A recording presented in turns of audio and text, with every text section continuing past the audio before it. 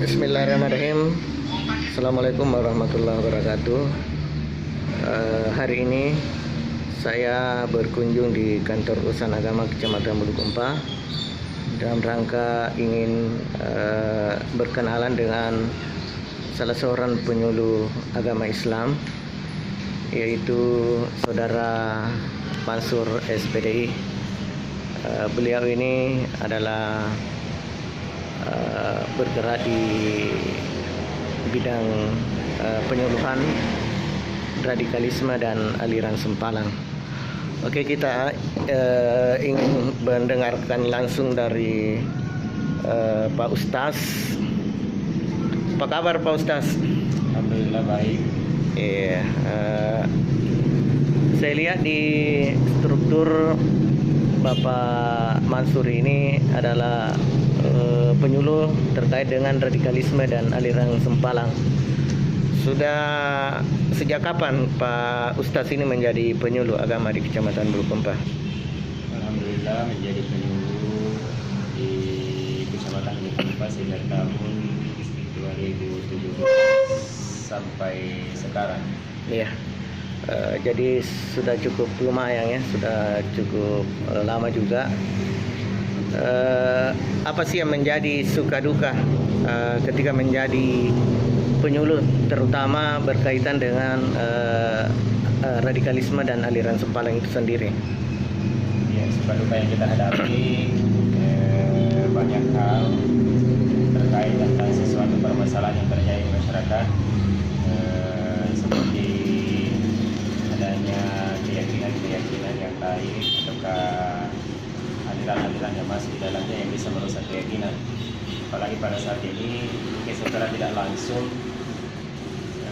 tidak kita dapatkan sesuatu keyakinan yang ada di masyarakat seperti penyembahan dalam bentuk kesyirikan yang tampak, tetapi yang terjadi sekarang di masyarakat itu masih memiliki keyakinan tentang benda-benda pusaka atau benda antik yang diyakini memiliki sesuatu kekuatan yang di dalamnya itu bisa dijadikan sebagai sesuatu sarana untuk meminta keberkahan dan semacamnya.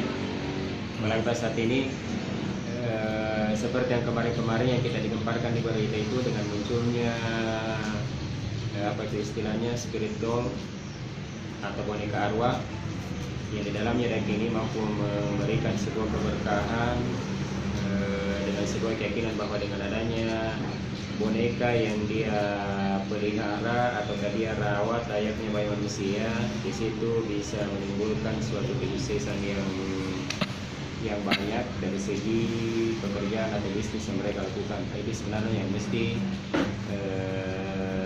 diluruskan keyakinan seperti itu. Ya, apa yang menjadi langkah-langkah Bapak agar di wilayah binaan Bapak itu tidak terjadi hal-hal seperti itu? Apa yang langkah-langkah apa yang dilakukan? Ya, pertama dulu kita akan sosialisasi terkait dengan keadaan kita dan mengacu kepada sebuah perkembangan zaman yang kita alami. Ya, sosialisasi ini diberikan supaya di kalangan masyarakat itu tidak tersimpan lagi keyakinan yang lain, dan untuk meluruskan akidah supaya betul-betul akidah itu dimantapkan dan diberikan hanya kepada Allah Subhanahu wa taala. Terus yang kedua, menanamkan sebuah pemahaman supaya masyarakat itu jangan mudah terpengaruh dengan adanya gerakan-gerakan atau kegiatan-kegiatan tertentu seperti organisasi-organisasi terlarang ataupun suatu kegiatan-kegiatan yang mengatasnamakan organisasi tertentu yang mengarah kepada garis keras atau aliran-aliran sempalan dan semacam.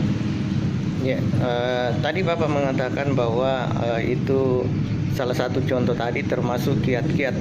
Kalau di Bulukumpa itu sendiri, apakah pernah kita alami atau pernah kita dengar ada aliran-aliran yang bertentangan dengan nilai-nilai ajaran-ajaran Islam itu sendiri? Ya, kalau Bulukumpa, kalau saya tidak salah 2 tahun yang lalu pernah terjadi sebuah kepercayaan yang dianggap penyimpangan mana terjadi pada waktu itu pelarangan untuk melakukan salat Jumat, lalu kemudian diadakan sebuah penyembelihan. Saya tidak tahu apakah di dalamnya ada upacara atau tidak. Nah, ini sebenarnya yang mesti kita hindari supaya pengaruh-pengaruh seperti ini tidak merambat. Nah, terus yang kedua, saya juga pernah mendapatkan suatu keadaan dalam satu rumah di mana di dalamnya tersimpan sebuah benda yang diyakini sebagai pusaka, anggaplah itu pusaka orang dulu. Nah, di dalamnya diyakini sebagai sebuah tempat-tempat yang menyimpan keberkahan tertentu dengan mendatangkan orang-orang untuk meminta air dan semacamnya, yang air itu bisa dijadikan sebagai sebuah obat ataukah dijadikan sebagai sarana untuk meminta keberkahan di situ. Nah, ini sebenarnya benda-benda yang seperti inilah yang harus kita hilangkan tentang sebuah kepercayaan yang terjadi di masyarakat. Saya tidak seperti itu. Ya. Terima kasih Pak Ustaz atas penyampaiannya terkait dengan suka duka menjadi seorang penyuluh di Kecamatan Bulukumpa, terutama bidang yang sebagai bidang terkait dengan radikalisme dan aliran sempalang. Ini memang saya kira banyak yang sering terjadi di masyarakat, yang kemudian ini sangat berpengaruh kepada kehidupan di masyarakat itu sendiri. Terima kasih Pak Ustaz.